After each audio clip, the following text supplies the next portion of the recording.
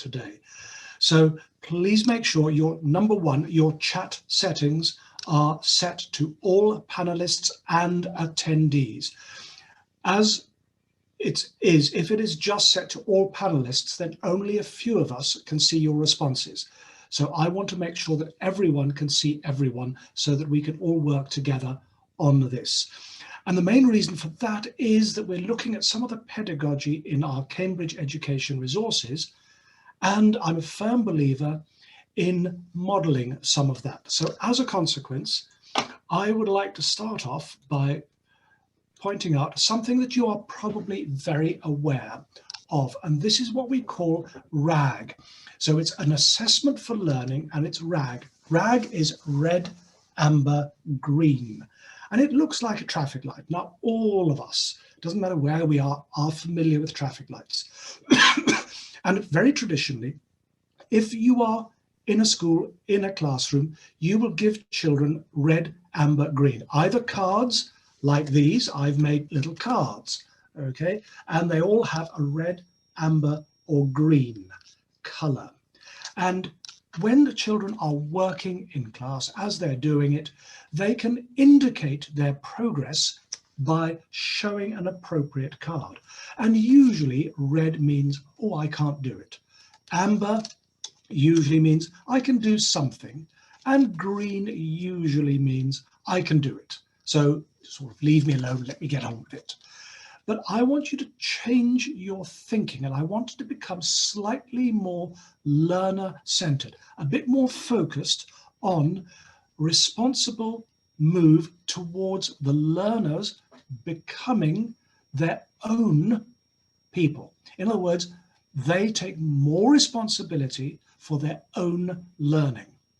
And by shifting this idea towards learning, rather than teacher doing everything, the children now, if they show red, what that means is, I want to do it, but I need a bit of help to get going. I need some help to get started. I want to do it. In other words, I'm trying, I'm taking responsibility, but I need help. Amber means I think I know what I'm doing. So if we do, we'll work on amber. But green really is the big difference. Green means I can explain this to a friend. Now, this is particularly important because when we think about education, really, truly knowing something, understanding it means you can tell someone else. If you really understand it, you can tell someone else. And that helps you in your classroom management because you can use children who are showing, or adults, if you teach adults, teenagers, if you teach teenagers. This works particularly well at secondary school, by the way, because we want our students to really show that they can learn. And I can explain this to a friend means you can do some pair work. You can pair those who are showing green with those who might be showing red or even amber. And there we get a lot more collaborative learning. Now today, in my sessions, when you see the traffic light symbol, that means I'm going to ask you for a response. It's assessment for learning. Red means you haven't understood anything I've said. Amber means I understand what you've said, I get it, but I'd like to think about it and perhaps go and see the videos again, but I get it. Green means I can go back to school and I can tell my colleagues all about it. In other words, you really understand it. Okay. Now, the reason why we're doing this is because, as you will have heard from previous speakers, we're part of Cambridge University. And at the heart of what we do at the university is we are focused on learning. It's learning and education. It's knowledge, learning, education. It's not rote learning. It's developing the whole person. And as a consequence, we are very familiar with the learner and teacher attributes. If you teach in an IB school, by the way, the IB has the same thing. Okay, they express it slightly differently, but it's the same. We talk about it as being RISA, Responsible is the first one. And I've said learner and teacher attributes because we must take responsible. And for me, the single biggest responsibility is for our learning. So learners take responsibility for their learning. It becomes learner-centered. Teachers traditionally do all the work. They get made responsible for a learner's progress. We need the learner to be responsible for their progress. One of the ways we can do that is to innovate, to be innovative. Now, innovative means we can think. We can think, we can be creative, we can innovate. It's the ultimate application of Bloom's taxonomy. Taking new knowledge and making something new. Creativity, innovative, thinking skills. That's what we want to build. Confident, and learners and teachers confident. Confident in yourself, in your decisions, in what you're doing.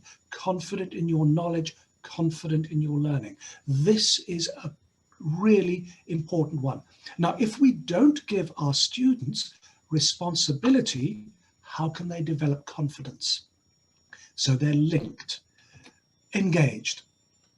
Now, we talk a lot about how do we engage learners, and especially when we're teaching remotely, it's always a challenge. How do we engage learners? Believe it or not, learners can be engaged, but still learn nothing, because it depends on the activity that we set for them. It depends on what we're doing. They can be really busy, and we look as if we're incredibly busy, and everyone's engaged. But what are they actually learning? We need to think about that, because that works with reflective. Okay, and reflective means thinking about what we're doing. These are core concepts to the way that we work in Cambridge. And although they come from Cambridge Assessment, they are embodied in Cambridge University Press resources. They're built into our resources as well. So here's an extract from one of our teacher resources, and you can see that it's embedded in our teacher resource. Here is the opening page. All our teacher resources have this, and it's our approaches to learning and teaching. And we can see quite clearly, we've got active learning, assessment for learning, differentiation, language awareness, metacognition, skills for life. Wasn't Ola just talking about skills for life previously? Cambridge Learner and Teacher Attributes. We link with ELT, the Cambridge Life Competencies. Okay, it's our life skills. We've just heard your previous speaker, Ola, was talking about this. Okay, so it's all linked.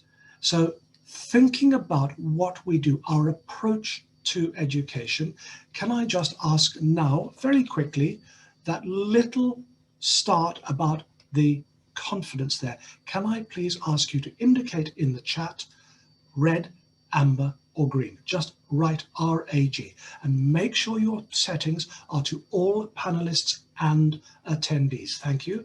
We've got some lovely good stuff. I'm sure you're all familiar with this, but let's think about those links. That's excellent. I'm monitoring the chat. I can see we've got lots of green. So we're really confident that we can go back and explain it to our colleagues at school. Excellent. Lovely. Now, as we go through, we must make sure that we start at the beginning. It's always helpful. And what I mean by starting at the beginning is everything that we do in school to be really successful must start with planning. We must plan. But I'm not in favor of writing a detailed lesson plan for every lesson. That is a complete waste of time. What I do want us to think about is planning for learning. The focus must be on what do I want my students to learn. Now, in our resources, we've done a lot of the planning work for you, so you don't need to plan. But look at the little diagram. It's talking about an active learning cycle. Now, when we talk about this, it means that learning and a classroom situation, it doesn't matter what level, is dynamic. It's always changing. Dynamism, dynamic, means it's changing, it's evolving.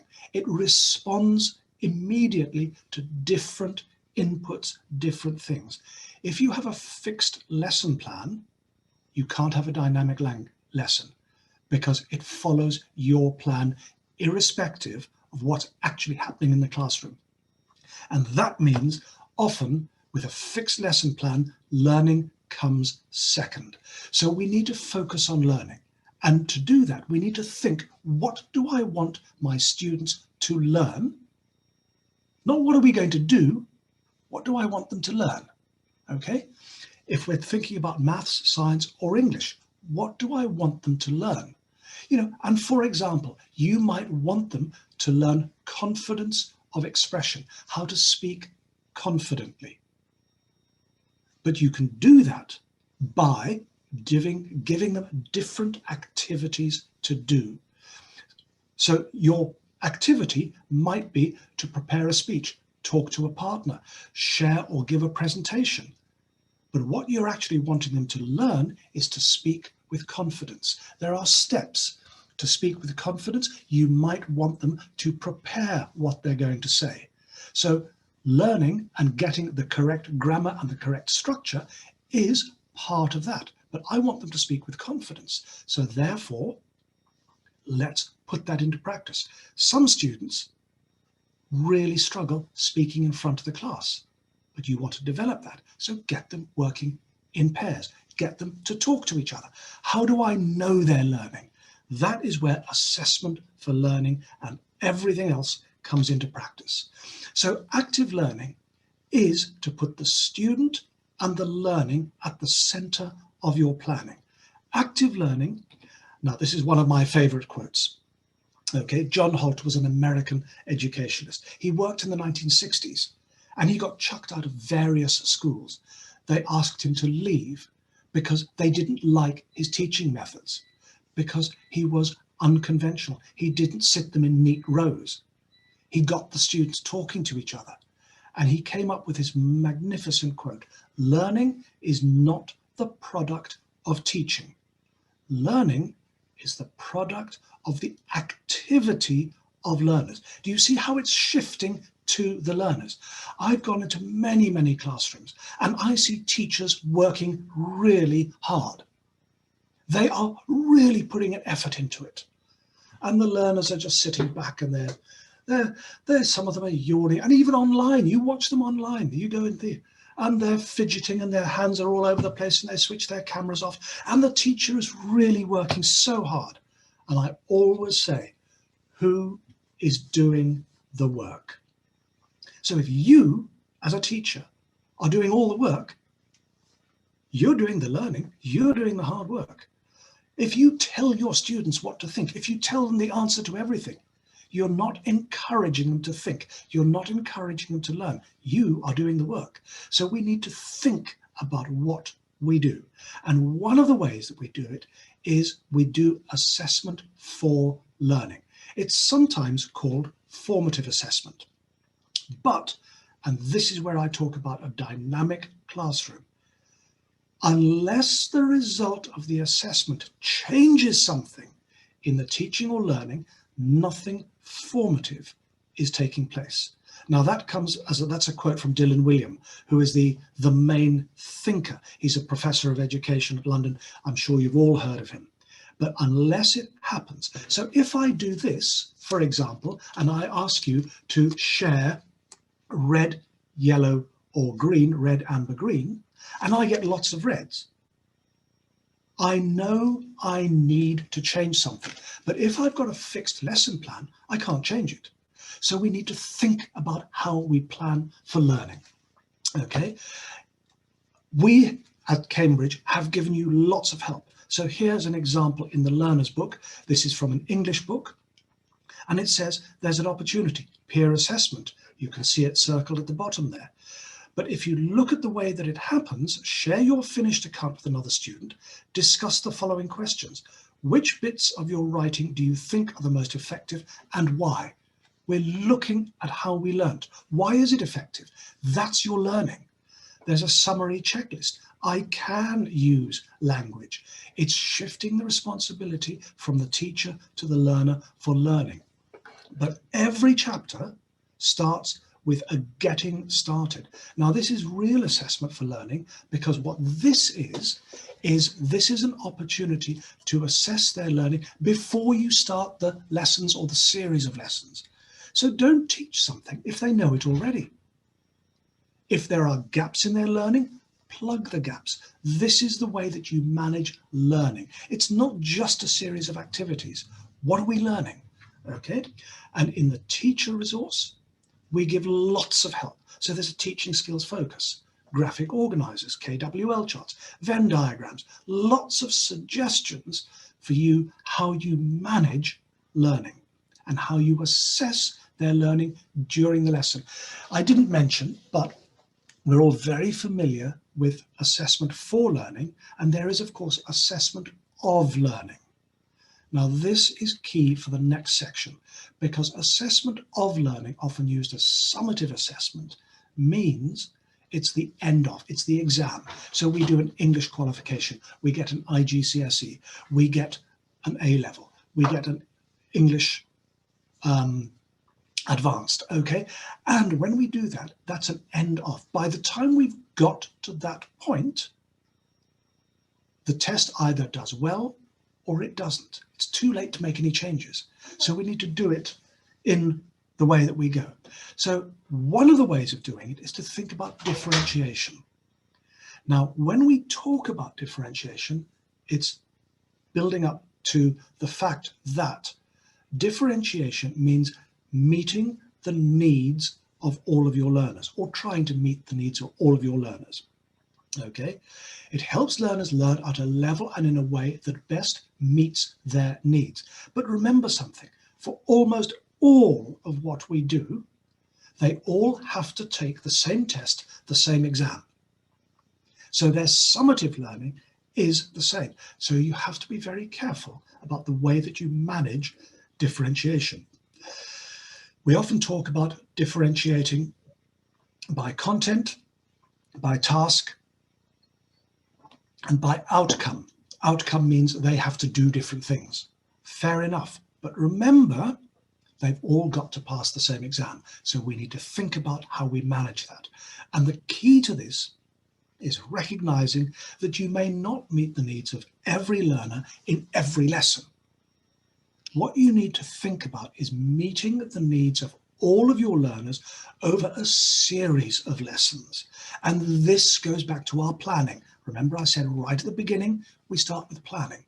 Now, within what we have got is we help that. So all our workbooks contain differentiated exercises. They've got focus, practice, challenge. But do not use them, and if you use books from other publishers, the same applies. But do not use them to say, you are going to be the focus group, you are going to be the practice group, you are going to be the challenge group. Do not group your learners according to this differentiated ability, because that's labeling them. That's denying them the chance for learning. Okay, that's putting them in a little compartment. Think about it. So what I advocate strongly is you work through each level with the class. And when you do that in combination with this, you all start at the focus. Your more advanced learners will obviously show green. The quicker learners will show green. Others will show amber. And you can then focus, excuse the pun, but you can then concentrate and focus on the focus group who might be showing red because they need help from you. So plan and think about how you manage your differentiation. The best way of doing it is to get to know your students. Really get to know them, understand them, their friends, their parents. Make an effort, because once you get to know your students, you can then differentiate your feedback. You can help them because you know which of your learners has particular interests, or you know their language level, or you know their family background and to be sensitive towards it. So you must understand your learners, because until you do that, differentiation is difficult, because you just talk to the whole class, and that's not differentiation. So keep and keep it updated, a student profile. Okay, and this kind of student profile here is just an example, but this is something that I've put together from various others. But key, do it with their parents, because sometimes parents and children have different opinions of what they are good at, what they like, what they don't like. So do it with the children, with your students, and with their parents. Because sometimes I think I'm good at, and they might say, I think I'm good at maths. And their parents disagree. They might say, oh, he's not good at maths, he's good at science or history. Think about what you're doing. So once again, please indicate when we've talked about assessment for learning and differentiation, because they're linked, please indicate red, amber, green in the chat box. Please make sure it's set to panelists and attendees. Thank you. Very quickly, red, amber, green. Did you get that bit? Brilliant. Green. Because of course, doing this helps me know that I'm making sense to you, that you can go back and say something like that. Okay, brilliant. Lots of good responses coming in. Excellent, thank you. And I see it's all panelists and attendees, so we should all be able to see it. And this gives you an indication of how well your class is doing and how well your students are doing. Please remember, settings to all panelists and attendees. Okay, let's have a quick look at learning and language. Now, I know that language is a big focus. It's a particular interest of mine as well. And I know that we've teamed up here with Cambridge English. I'm very, very aware, and we work together, we have everything together, but I'm taking a slightly different approach. Slightly different. You'll see why. What I'm thinking of is you need to be language aware. This is built into the way that we do it. I've done a lot of work over language awareness. And as I've said on the screen, think about, you ask your student a question. Say you're teaching even English, maths, science, it doesn't matter. They struggle to give you an answer. Now, do you know for a fact, is that because they don't know the answer, they don't know the content, or they lack the words, the vocabulary to express their thinking? Are you sure you know the difference? Have you done enough preparation for them to understand their language as well as their content? And this needs thinking about and planning. It's what I call language awareness. And I've got a big webinar on this as well. So it's used to learn as well as to communicate. And it's really critical that you have to think about, if I'm going to introduce a new topic, I'd better pre-teach the key words so that I know what my learners need. Think about the language needs of your learners. And of course, this links into differentiation, because you must know which of your learners has a good language level, which don't. So think about how you work it. Okay, now in our teacher resource, you can see clearly there is one example, teaching skills focus, language awareness. We've built it into, so we give a lot of help to teachers about developing these particular skills. Okay, here's another example where you can see in this one, language support. So it's telling you how you can support learners of differing abilities, about how you can develop their language skills. Even if it's not an English lesson, it's still thinking about it. And part of it is what language interactions take place in your classroom. Now, 95% of the lessons that I go into, I see really good teacher to student and student to teacher interactions. But when I do, I always have a quick, quiet word with the teacher afterwards and say, when you're doing that, how many students are involved in the interaction? Because it's one student. It's teacher to student and student to teacher. If you've got 30 in your class, what are the other 29 doing? Some of them might be listening, but others are just switched off. They're not even thinking. So what language interactions. They're not developing their language. They could be daydreaming. They could be thinking of the latest football score or what they're going to have for dinner that evening. And, you know, you think, oh, great, this is really good. As I said at the beginning, who's doing the work? So we need to encourage student to student speaking, students in a group. And this is particularly important when we are in a second language classroom or when you are learning English, because our students want to use their home language talking to each other. They think that it's a bit odd speaking to each other in English, in their learning language. It's a school language. Why should we talk to each other in school language? Encourage it, set it up, think about how you're going to manage particularly student chat in pairs, in groups, okay? Presentations, let them hear each other. And some of the ways that you can do it, obviously, I mean, we all know our language skills, but scaffold it. And again, in our resources and our approach, work together to describe a picture, for example. So we can see here's a little example of people working together to describe a picture, okay? And the way that we could do it is to use prompt cards. So help them, give them structure and support. Prompt. So for example, look at the picture. What can you see in the foreground? So it's a prompt card. It gives them help. What can you see in the background? By the way, this again comes from a bigger webinar. So, you know, what do the blue arrows show? So they're simple questions, but you can use it as the basis of a discussion. You can ask more complex questions for children who are more able to express themselves more clearly.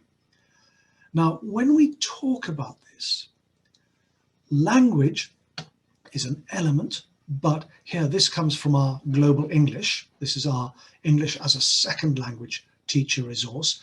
And in this one, we're talking about a personality quiz. And you can see we've got learning intentions, success criteria. Here we've got 21st century skills. We've built these in. But the key about this one is you can see I've built in there metacognition. Before they do the exercise, now metacognition means thinking about thinking. We also see it described as learning about learning. How do we learn? How do we think? So it's self-awareness, metacognition, okay? Thinking about thinking.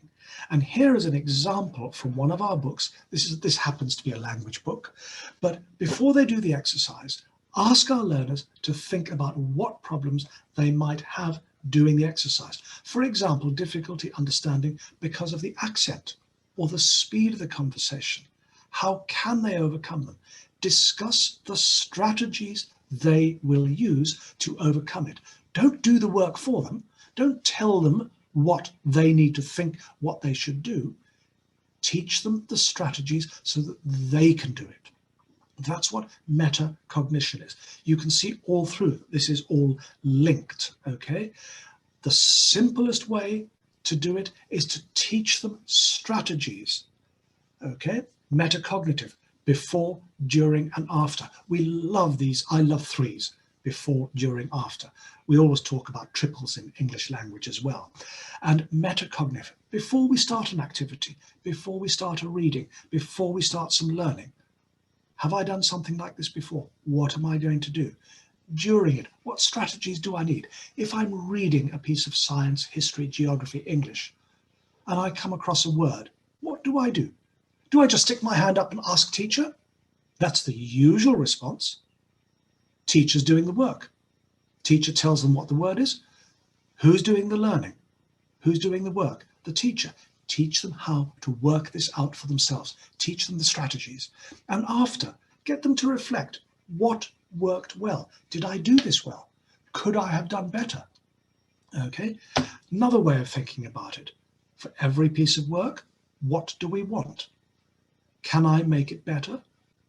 Have I checked it through? Teach them the strategies. I know when I was teaching, kids used to race through their work, stick their hand up, say, "Sir, I finished." And I'd say, "Oh, really?" And they'd look at me and say, "Are you sure? Do you want me to mark it now, or shall you check it through first?" And most of them saw the sense of that and they said, let me check it first. We need to teach that strategy straight off, okay? Think about how you do it. What's it actually doing? And the final element of this is and you heard this already, it's the skills for life. It's the 4 C's. It's what we call the 21st century skills, usually referred to as creativity, collaboration, communication, and critical thinking. It's inbuilt to our resources. It's inbuilt in our Cambridge philosophy. We are focused not on passing tests, but on preparing students for the future, for a future that they know nothing about, that we know nothing about. Why am I talking to you remotely? Why am I not in Albania? Because who knew what the impact of COVID was going to be? Who knew about this? We have to prepare our students for it.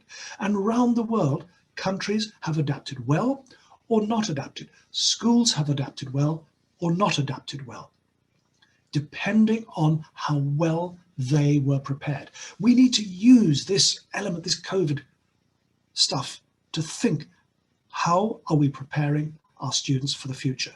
Are we teaching them the skills they need? And it's embedded in our resources. You'll see that there on the very edge column, this is Global English again, 21st century skills. It's built into the way that we use our resources. It gets them to think, focus on thinking, okay? And here it is again, you'll see this is the learning plan. We have learning intentions, success criteria, and here 21st century skills, critical thinking. Begin to understand and analyze the links between ideas, give and justify opinions, really important element, okay? And use notes to construct original output. So think about it, learning to learn, communication. On that one, please, for the last time in this session, please indicate red, amber, green. And in this session, we talked about language, we talked about metacognition, and we talked about our 21st century life skills. Red, green, amber, please. Good. Looks like you're all really up on this stuff. Seems like I've wasted my time. You all know it all already. It's brilliant. Excellent, excellent, excellent. Okay, for this first session, we've got 10 minutes before the end of this first session. So I'm very happy to take any questions, anything you'd like to ask, any comments for this section.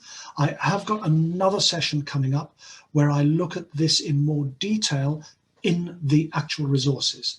But this was just some of the theory underpinning it. So any questions about this, either type into the chat, the Q&A, or I don't know, Bruna, if we can ask people to unmute and talk directly. How would you like to run with it?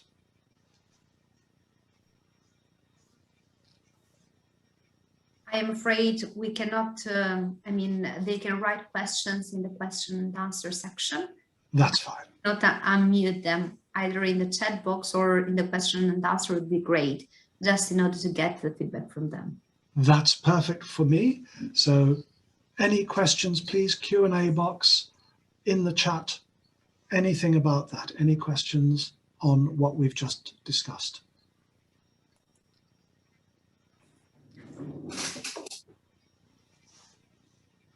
I'm very happy to take questions.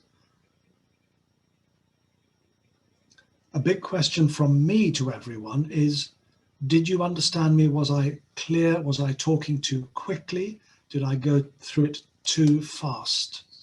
Do I need to slow down?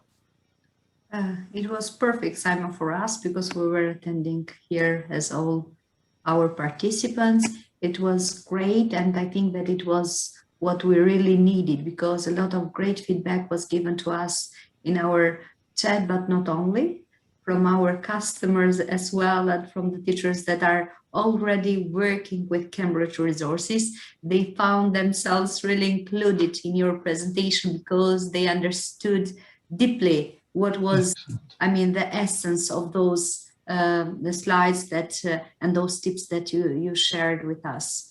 It Excellent. was Thank you. Really appreciated from those teachers, and I'm happy with that because the educational titles are courses and textbooks that we already, for the last 5 years, have been distributed to all our customers, and they are so enthusiastic just to see the new and updated versions that Cambridge University Press Education is preparing for this year. So hard work has been done on your behalf. Oh, very much, very much. Yes, I know, because having so much new resources concerning primary, but not only lower secondary as well, and it will go on most probably for it will. Oh yes, due to the update of the curriculum, and we are happy that new resources will be brought to our clients as well. So this, let's say, an introduction to our teachers for the main points that we are offering through Cambridge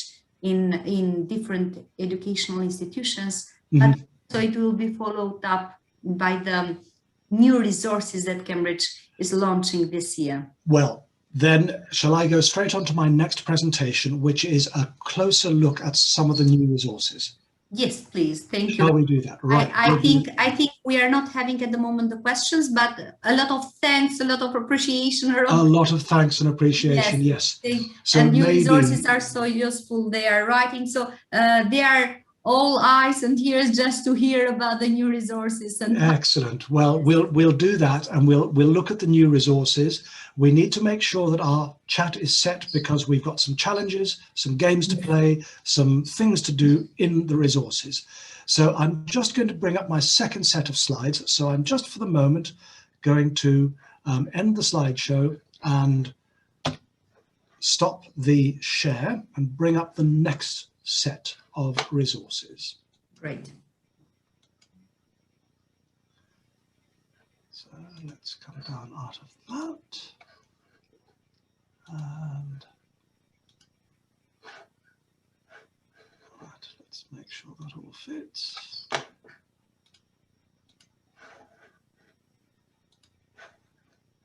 A lot of appreciation from your side for you. And there we are. So this is all about our maths and science resources. So we do have obviously English as well, but today I'm focusing on the maths and science. If you are interested in the English resources, the team will of course help you, and they would be quite useful depending on the level of your students, for the simple reason that they are very, very clearly linked to the maths and the science. The consistency of approach across all the resources is the absolute key to understanding how we've gone about this.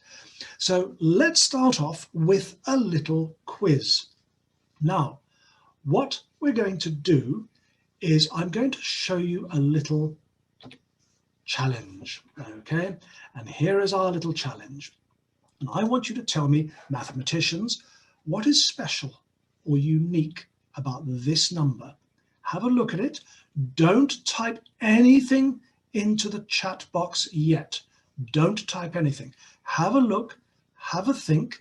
I'm going to give you 13 more seconds to think about it, and then I'm going to ask you to share. I'll give you a bit longer. I'll give you 19 seconds.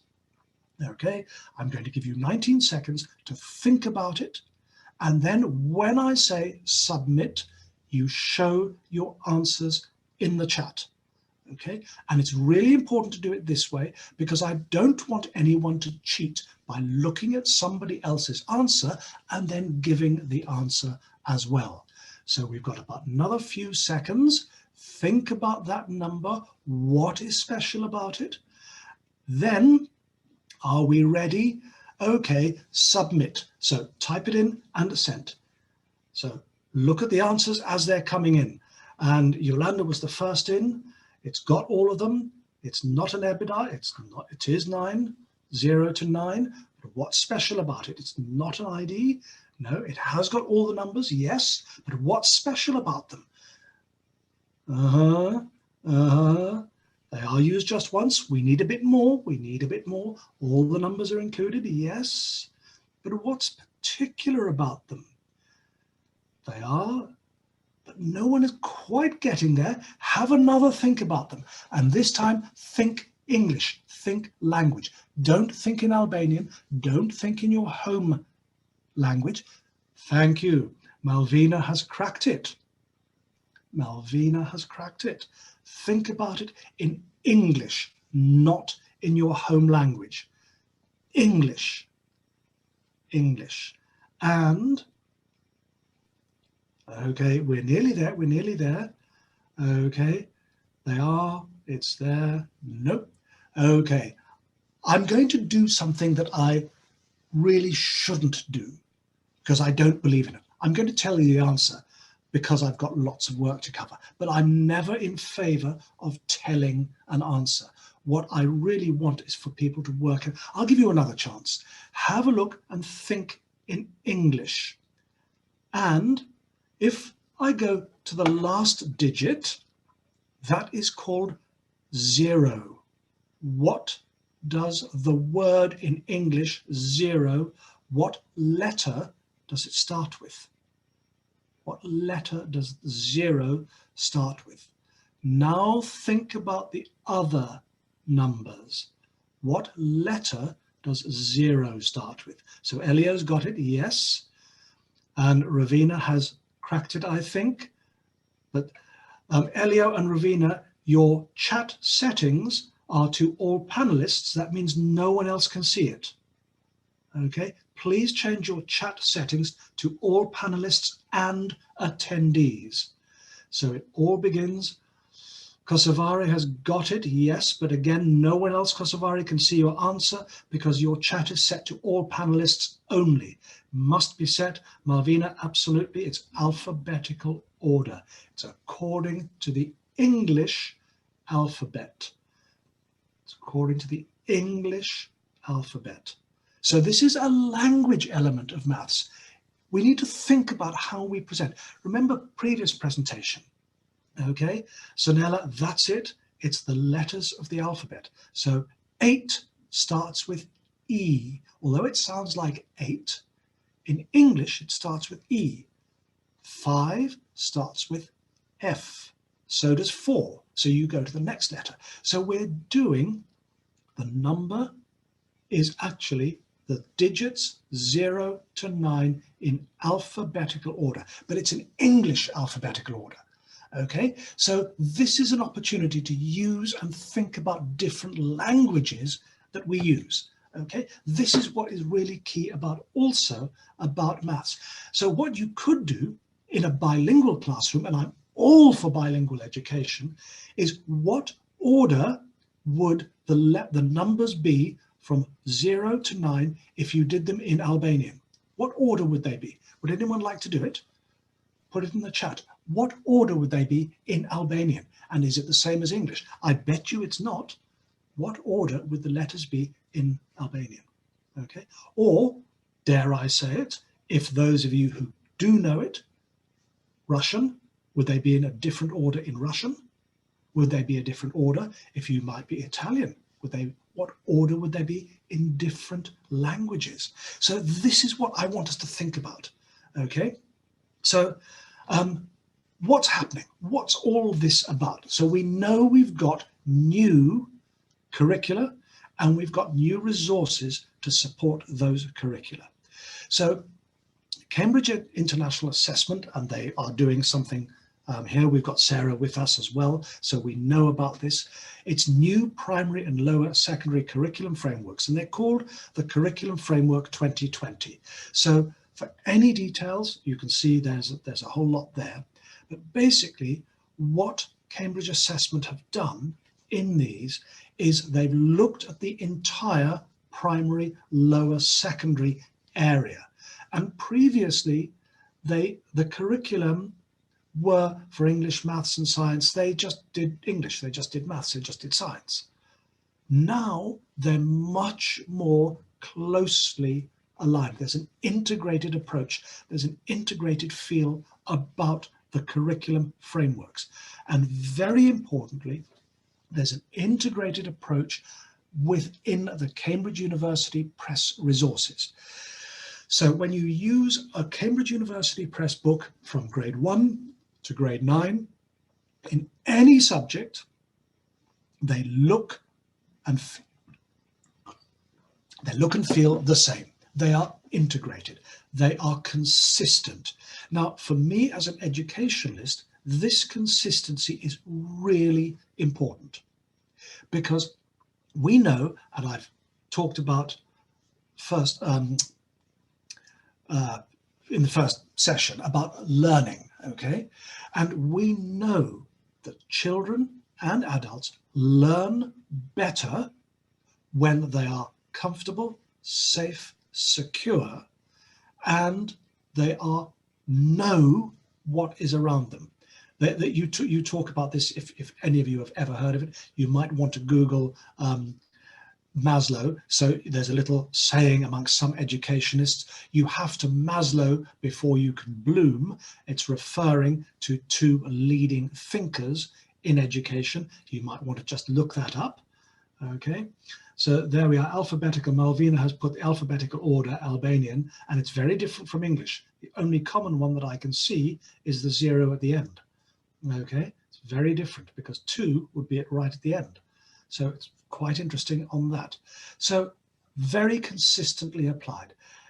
In the new curriculum framework 2020 for mathematics, thinking and working mathematically is the big new thing.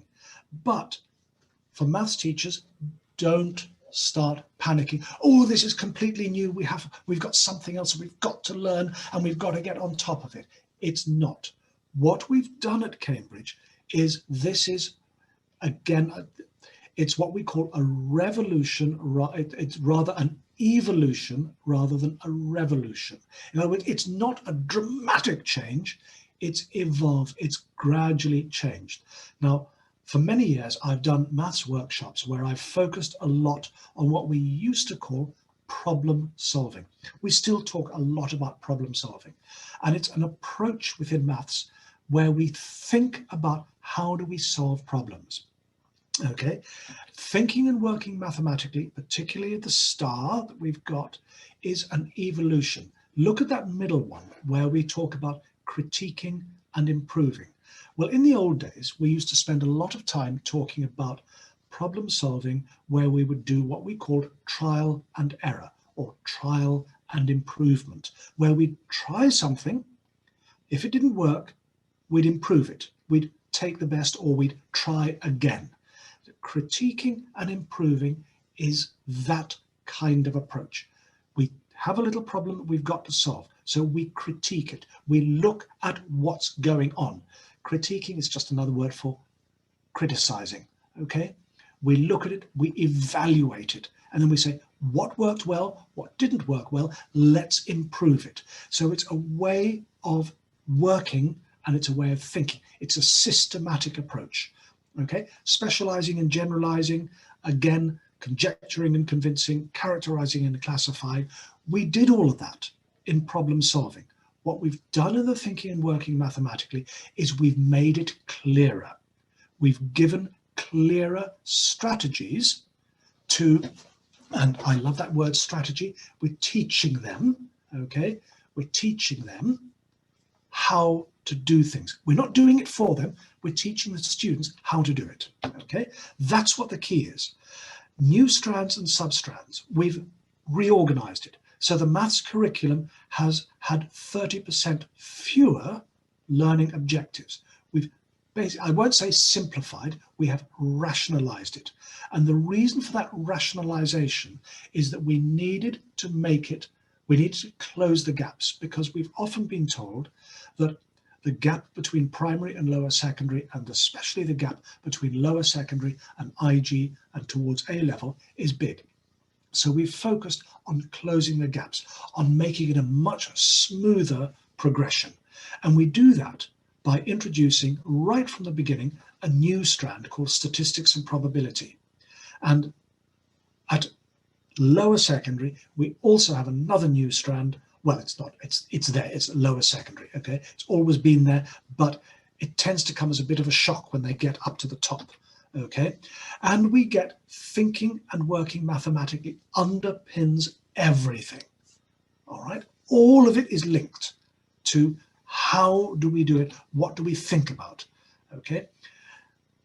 A very important approach for us in maths is what we call CRA, or sometimes used CPA. Okay, and this is an approach that you are probably all very familiar with. We call it concrete, representational, pictorial, and abstract. Now, unfortunately, I've been into so many classrooms, even grade 1 and kindergarten classes, where the children are doing that. They're doing abstract stuff. And they've never done representational. They've never done the concrete. Their teachers haven't got the resources. They've gone straight into abstract and then wonder why the children have no idea of what's going on, because they haven't touched anything. I'm really, really keen on, when we do maths, we must actually do it. It must be hands-on. At the minimum, every classroom must have at least something like counters, and I've got lots of counters, got a whole big bag full of them. Here's my big bag of counters. It's amazing what you can do with counters. But these are clever ones, because these are double-sided. So if you look at them, they're double-sided. That means that they've got 2 different colors on them. That extends what the children can do with them. In my class, I am never, ever without dice. Lots and lots of dice. And you can see they're different shaped ones. It's amazing what you can do with my dice. I call it mathemagic. Okay, it's lovely. When you play with dice, you get mathemagic. Okay, and again, these are brilliant. These are rods you can use. They've got different shapes. They come apart. They've got different numbers. You can use them in different ways. You need this stuff to actually do maths, okay? And even in lower secondary, do it.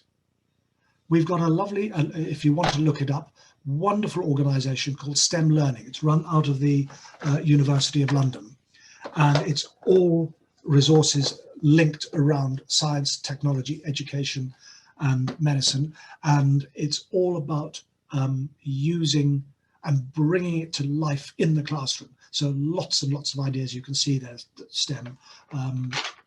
We work with them very closely. But this is a really interesting article here, because we get to secondary school and we think, okay, the kids don't need to touch anything, but they do. And what you do is you use the resources at secondary for them to explain their thinking.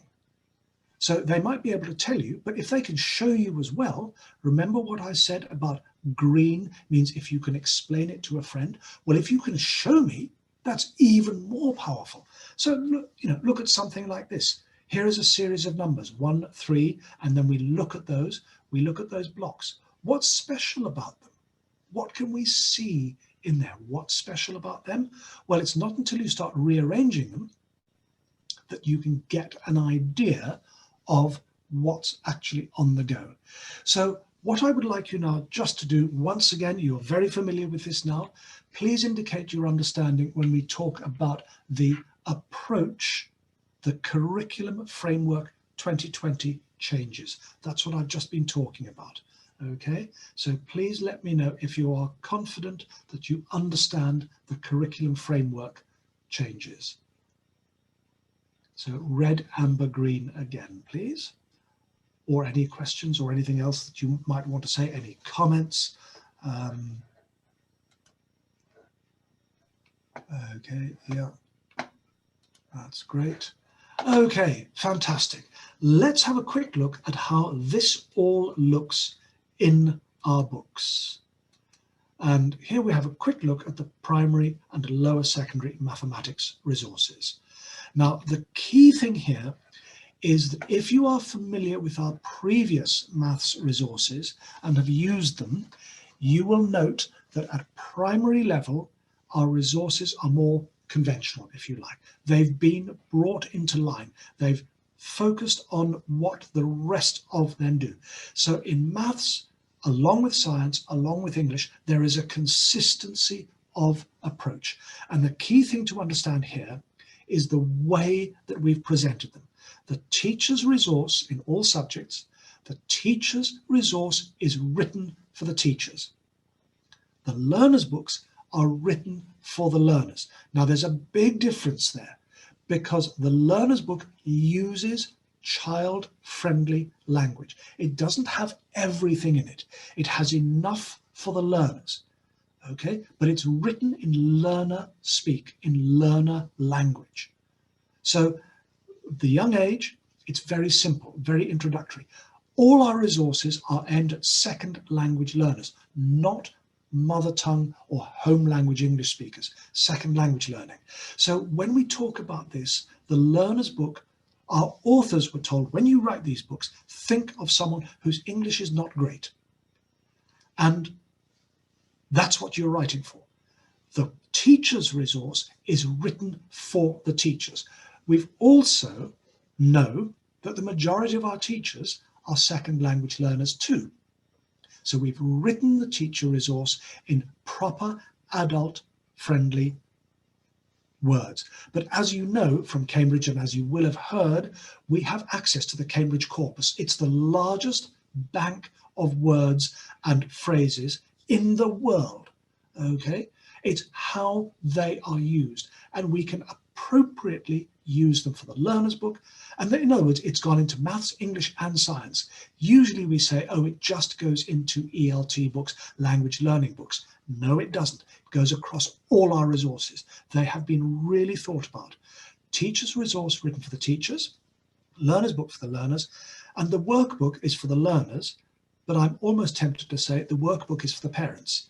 In other words, it's a really good way to show parents how progress is being made. We can use it for homework, we can use it in class, we can use it anywhere.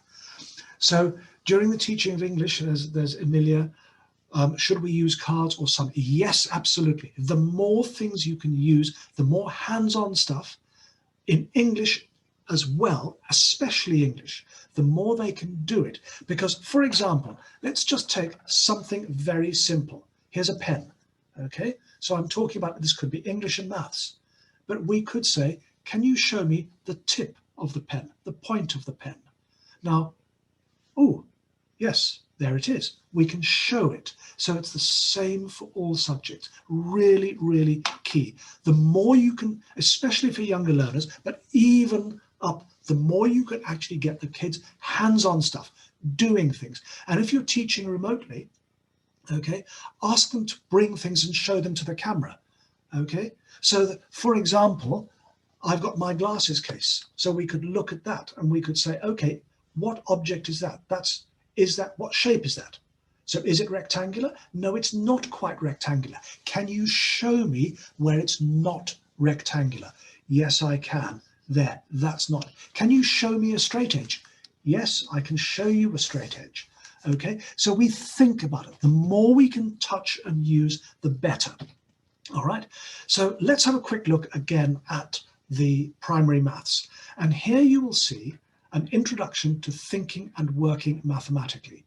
And these are the characteristics. Here is the definition of them. We talk about, here's another example about how specializing and generalizing, use an example. This is written in teacher speak. Okay, here we can see that's really teacher speak. But look, here it says sentence starters, I could. So we are helping you help your learners to think by giving you the ideas and suggestions. For those that love cross-referencing, here you can see all of the way that the questions are linked and what types of questions they are. Okay, so we go that step beyond. Integers, this is lower secondary, and you can see background knowledge, teaching skills focus. So here in background knowledge is some additional mathematics. We are working with you as teachers to explain to you the real detail of the maths, because in the learners' books, it's not necessarily made clear, because we don't want to put too much in the learners' books, because we don't want the learners' book to open the book, take one look at it and say, no way, I can't do this, close the book, okay? Unfortunately, some publishers make that mistake. There's too much in there. They think they're being helpful, but they aren't, because they put too much in it. And they think, oh, if we give them everything, they can do it. No, It engages them into the learning, okay? Teaching skills focus. Look at this. Remember I was talking earlier about assessment for learning? Here it is in our maths books. So we make all of these links throughout. But in the learner's book, look at the approach in the learner's book. Thinking and working mathematically, there they are. Specializing is when I test examples to see if they fit a rule or a pattern. It's written in child-friendly language. It's in the learner's book. That means in class, you can ask them to go back, turn to the front of the book, find your thinking and working mathematically, read it. What can it fit? What am I doing? What am I looking for? You're helping them build the strategies to do it. Don't do the work for them. Don't tell them what to think. Help them to think for themselves. And this is the way that you do it, because it's all built into the resources. Here again, this is lower secondary, and we've got an activity coming up, so get ready in the chat. Start thinking and start thinking English. Okay, start thinking English for a moment. You'll have to get cross-curricular. And by the way, you can talk to each other in whatever. I love bilingual education, multilingual education, using lots of different languages, or even if it's just 2 languages in a class. Learning doesn't take into account just one language. We must also strongly encourage children to learn in their home language, think in their home language, work in English, think in English. Don't deny culture, work together. So here's an example of a little project. Now this comes from primary level. And this is an example of our projects. Now, if you teach in IB schools, you'll notice that IB do lots of project work. They don't like lots of it's concept based in the IB. It's very similar to Cambridge in approach, but they don't like focus on just discrete subjects. They want to bring them all together, and they love project type assessments. So Cambridge books fit well in the IB curriculum, as does the Cambridge curriculum, of course, but they work together. Okay, so here's a marvelous idea. So we're going to do a little activity here. This is called ordering times. Put these lengths of time in order from shortest to longest. Now, we don't have time to put them all in order. So I want you to look at these, and I want you to find the shortest time and the longest time. Don't worry about putting them in order. Don't worry about that. We'll look at the questions in a minute, but just have a look at those. What do you think is the shortest time length? And what do you think is the longest time length? Have a think about that. Have a good think. Think in English. Read them carefully. Okay, I'm not going to read them to you. What is the shortest time length? What is the longest time length? I'll just give you a minute to think about that. Okay, have a look at those. And then we're going to talk about how we try to decide which is the longest. Okay, so shortest. Okay. And by the way, when you give answers, and when you're talking, and even if you're doing it remotely, when you give answers to students, if you set them a challenge like I've done, which is the shortest, which is the longest, I've seen a couple of responses in the chat, and I won't say you are wrong and I won't say you're right. What I will say is you might need to think carefully and look, and I'll point you towards the top left. Top left. Think about top left. In the blue box. I don't know why the blue box is the same, is not the same color. I think that's probably because this is an early proof, and therefore in the real books it won't be a different color. That where it says a second, time since you were born, 1,000 seconds, and a decade should be the same color as the rest of the box, but this is an early one.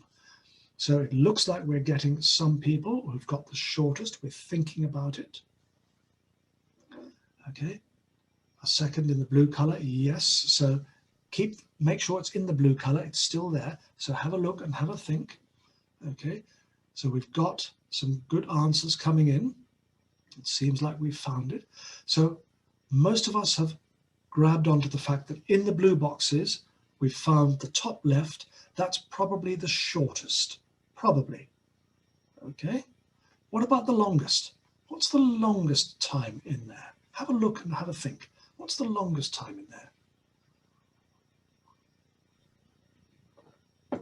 Have a look. What's the longest time? The longest time span. So we're putting them in order. So what's the longest time? So we've got the second, I think we can agree. So time since I was born. Oh, I'm not that old. No, I'm not that old. Oh, well, someone is. Yes, someone is. Since, Arjola, that's nice. That's a really good one, Arjola. Fabiola, let's have a think. Let's think. What's there? No, it's actually, I think we ought to really rearrange this because in this table, if I encouraged you to look at bottom right,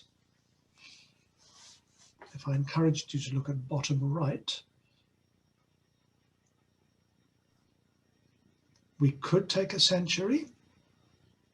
And most people would probably say, yes, a century. Possibly. Okay, why wasn't it so easy to put them in order? Why wasn't it so easy to put them in order? Did anyone think about this? Kosovari, yes. Why wasn't it so easy to put them in order? Have a think. See if you can come up with an answer. Why was it not so easy?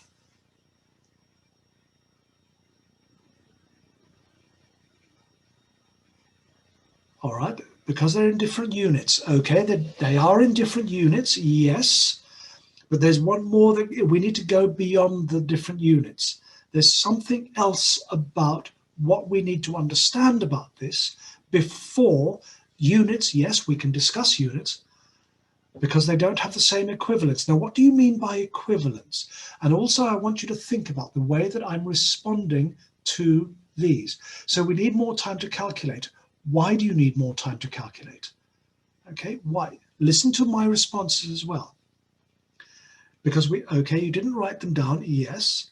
Analyzing and comparing, which was longer, yes, quite right. But what were you comparing? Why did you have to analyze it? Okay, what's going on in this one? And what we're thinking about here, okay, I'm going to think about it, but time since the invention of the telephone, let's just think about that. What do you have to apply? What kind of knowledge do you have to have? Everyone knows how long a second is, or a minute, but what else do you need to understand the time since the invention of the telephone? What about time since the last Olympic Games? What about the time it takes to the moon to go around the Earth? Thank you. Lorena, you need extra knowledge. Yes, that's what we're looking for. History facts. You need something else. So we're not doing this in isolation because you don't know. All right, you say you don't know when the events took place, but you might need to work out. You might need to find out when the events took place. So this is the application of maths, and it's not just maths. As Alma said, it's extra knowledge, okay? It's feedback. We're giving it, but also think about the way that I was asking the questions. I wasn't trying to tell you the answer. I was trying to get you to look, analyze, and think. I'm wanting you to do the work. I know the answer. I know the answers. So it's feedback. It's getting you to do the work, okay? And while you were working, what I would have done if I'd been in a live classroom was to get you to do that, okay? So we need to think about that. I hope that's coming on there. Now, as I said previously, when we looked at the differentiation, here you can see differentiation again in the workbook. We've got focus, practice, and challenge, but you'll also see next to some of them the little stars. So again, it's the thinking working mathematically. And here it is again. So that's where it's very clear in the background. I'm going to do a little bit more. I've got just a few minutes, so I might take you through. So we're going to have a quick look at what a unit might look like. Now, here's another challenge for you. I want you to look very carefully at this next diagram, very, very carefully, and I want you to think. Now, here I've got my learning intentions from the teacher's book, success criteria. Learners will be able to name the 2D shapes they can make by putting 2 or more shapes together. Okay, so let's think. Now I'm going to take a slightly different approach. Have a look at that picture. Now, firstly, what I want you to think about and type into the chat box is how many different, and try and name them. What different 2-dimensional shapes can you see? Not 3-dimensional. What different 2-dimensional shapes can you see? Please type some answers into the chat. So Najeda, she said a star. Okay, a triangle and a star. Yes. Okay. So May Thorthor, yes, triangle and star. Salvigi, yes, star, triangle. What other shapes can you see? What are the orange shapes? What are the yellow shapes? What are the green shapes? Are they squares? I can't see a square. It's not a cube. It's not a cube. There are no squares in here. There's a parallelogram. Yeah. There's a rhombus. Can anyone see a hexagon? We've got diamond. Can anyone see a hexagon? Can anyone see a pentagon? Because now we're looking at irregular shapes. Can anyone see a hexagon? How many sides has a hexagon got? Okay, how many sides has a hexagon got? A hexagon has got 6 sides. So there, that upside down L shape at the top, that's a hexagon. It's a 6-sided shape. It's irregular. It's not a regular hexagon. It's irregular. Can anyone see a pentagon? How many sides has a pentagon got? Yes. So do you see what we're doing? We're not just doing the conventional. We're challenging thinking. We're asking them to see beyond what you... Okay, this is me. I just love doing things like this. And of course, if you make that link together, you will notice that that's an impossible drawing. Okay, it's an optical illusion. You cannot possibly get that. But it's a very clever way, because I want you to see beyond what you see and analyze the shapes. So we need to think about, what is it? This is the kind of thing that's built in. This is all about tangrams and shapes and tessellations. But we've got to go beyond just what there is. The learner's book is now beautiful. Look at this learner's book. Lovely, getting started. Write the name of each shape. And this is where, if you remember, I was talking about preparing them, doing an assessment for learning. If your learners know all this, then you know you can move through it quite quickly. But here's regular and irregular. You're assessing what they know before you start. And that means you can move on. It's all about this section. There's tangrams. That's brilliant. We can move on there. We can look at it. Learners, further resource sheets from the learner's resource. And if any of you want to go on and follow that link, you will see a wonderful tangram activity.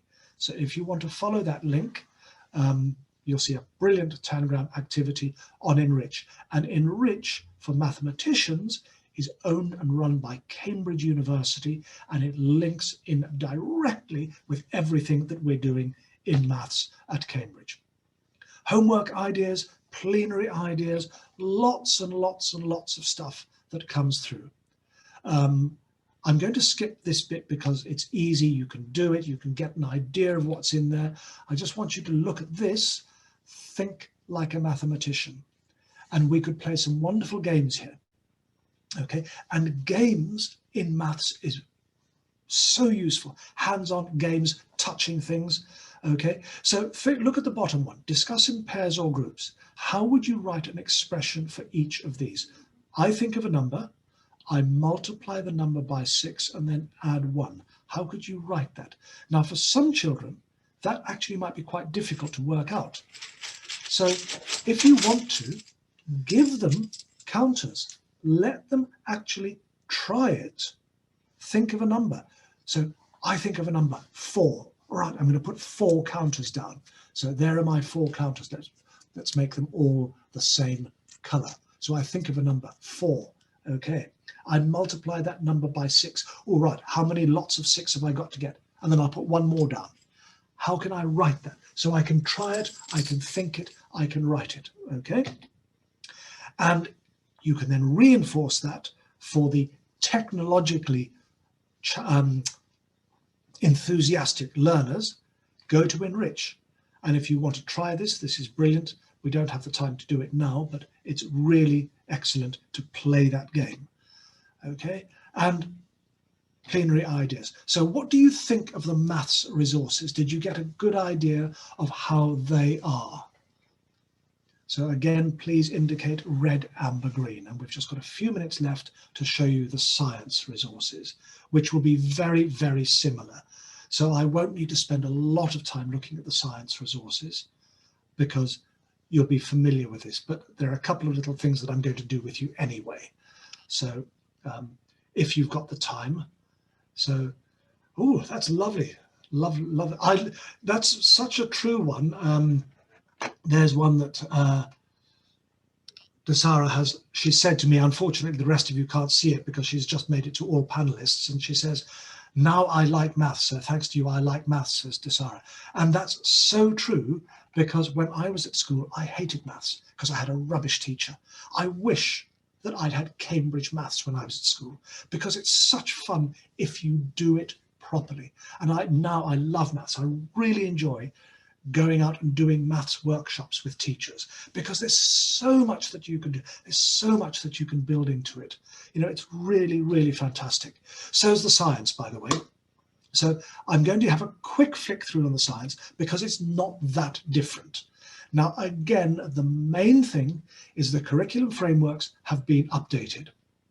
Okay, and in the curriculum frameworks, again, this consistency of application across maths, English, science has been great.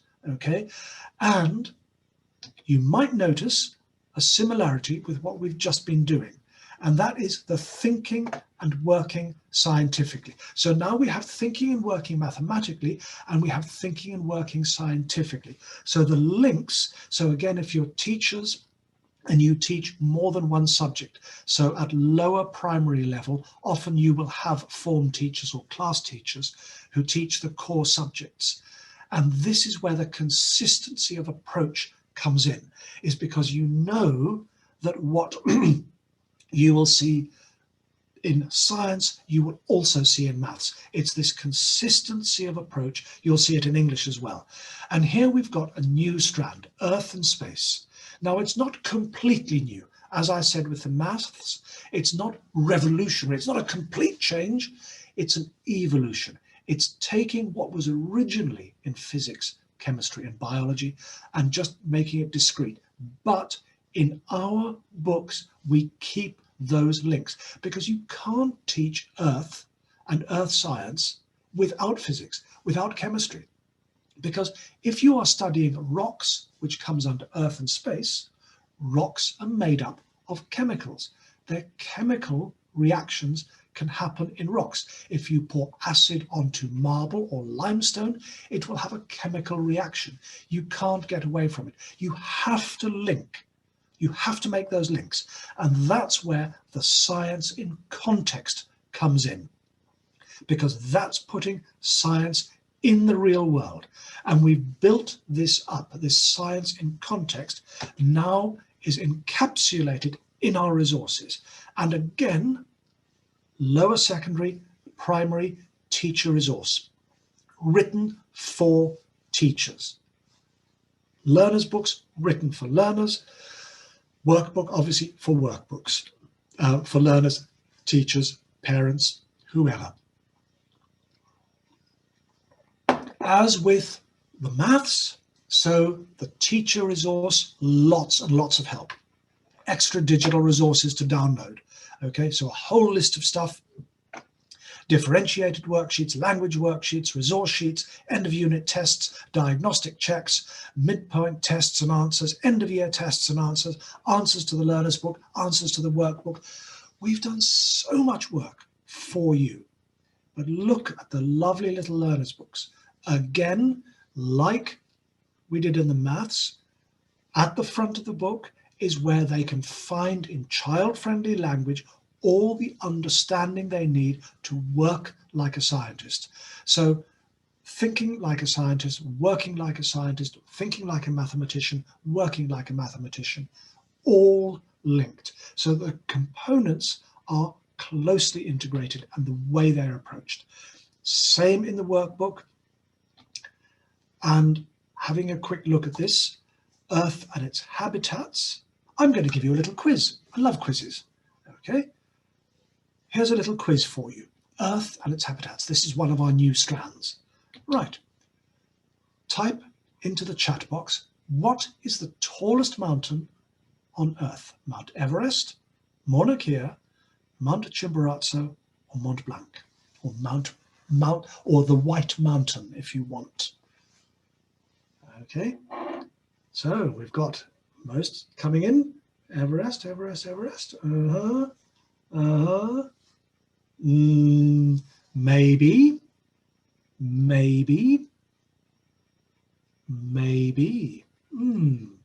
Okay. Well, most of us think, and Blurter has said, the tallest, the highest. Now, exactly. Well done. We're picking up something else, because how do you define tallest or highest? Okay, where do you measure it from? What does the language of science tell us? What does the language of mathematics, what I was talking about much earlier, what do we think about? Most of us, because we're so used to just rote learning, learn a fact. Mount Everest is the world's tallest mountain, or it's the highest mountain. We learn it, but we don't begin to assess and think about it. How do we know? Well, the highest or the tallest mountain.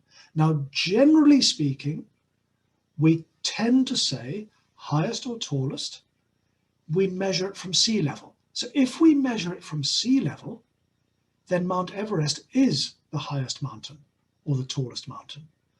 But Mount Chimborazo, which is in South America, it's a volcano.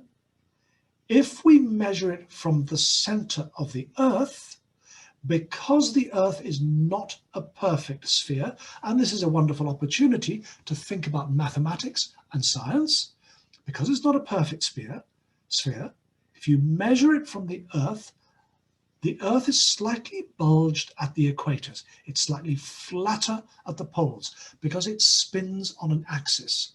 And because of centrifugal force, the Earth's diameter at the equator is slightly larger. It's called the centrifugal bulge. That shape is what we call an oblate spheroid. Okay, it's not a perfect sphere. So Mount Chimborazo is the furthest from the center of the Earth. And the tallest mountain, if you measure it from its base to its peak, is Mauna Kea. So here we can start introducing a different way of thinking and talking about science. It's bringing in these thinking concepts, okay? This is what we are learning about. We're learning, and this is what critical thinking is all about, okay? Critical thinking means, okay, we all know that Everest is supposed to be the highest, but is it really? That's critical thinking. Okay, it's what we want to do. Scientists need to challenge ideas and develop new ideas. So the Earth and its habitats, lots of starter ideas, lots of ways of working. The learner's book is full of wonderful, clear diagrams. And do you see what I mean about it being nice and clear and written for the learners? There's not too much there. Sometimes people say about our learners' books, they're too easy, so they go to Oxford or Collins or someone else. But the reason why they're easy, or they look easy, is because a lot of the content is in the teacher resource. Because we want to give our learners the safety and security of being comfortable about learning and opening a textbook. So we think about how we present them. So there's worksheets, there's lots of support. And then when we get to stage 7, here we've got Earth Physics. And we take it because it's a spiral curriculum, because we build knowledge year by year. Unit walkthrough, Earth Physics, learning objectives, lots of stuff to go on, the structure of the Earth, it builds more detail. So we studied it in primary, we now add a lot more detail at lower secondary, and so it goes on, and so it goes on. Okay, I'm not going to do the video because we don't have enough time for that. And the learner's book, we talk about this summary checklist. There's our assessment for learning. I can describe the structure of the Earth.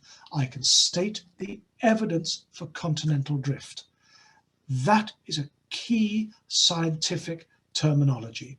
I can state the evidence. My favorite approach in science is if we ask them questions, okay? If you ask a question, can you describe the structure of the Earth? And you get the answer, yes. Your next question should always be, how do you know? How do you know? Prove it. Can you show me the evidence? And the key question in science is always, how do you know? If you cannot show me the proof, if you cannot show me the evidence, I won't say you're wrong. I just say, I don't believe you, because you can't prove it. Science is about proving. Maths is about proving. The key question in science, absolute key, how do you know? And everyone, every science teacher, if that's the one thing you take away from today's session, take away, how do you know? You want the evidence. They must be able to show you the evidence.